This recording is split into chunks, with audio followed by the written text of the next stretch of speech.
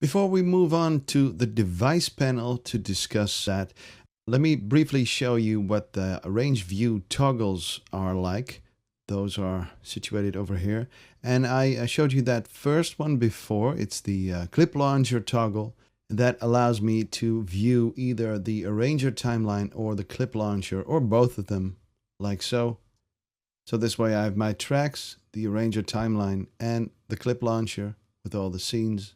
I can scroll from left to right with my mouse or this scroll bar at the bottom, right? Or like I showed you before, only the clip launcher in all its beauty. And you know, because you gotta have something to look at. If I choose not to have the clip launcher, the view automatically switches to the arranger timeline view. The next one is the inputs and outputs of your studio. Let's say I want to record my voice on audio track 1.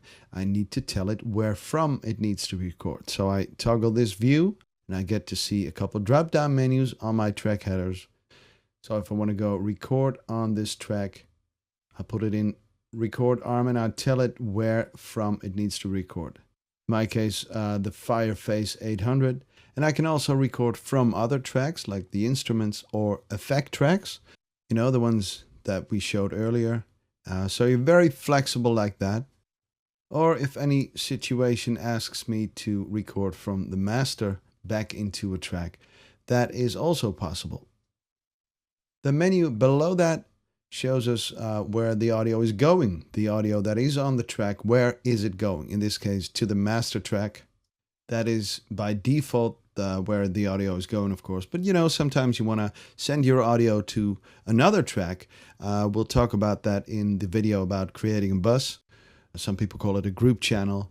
And this is where you configure that in Bitwig Studio.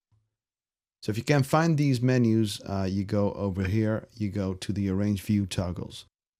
Okay, so that next one is the effect tracks. Maybe you don't want them in your arrange view.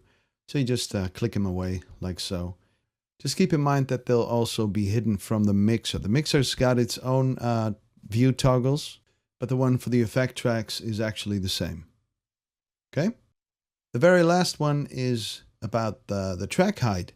Actually, you can switch between two views for the track height. It's either this one or a little smaller, like so. If you have a lot of tracks in your project, you might want to switch to this view, so you can see them all. Anyway, that one is for the track heights. Let's move on to the next video and talk about the device panel.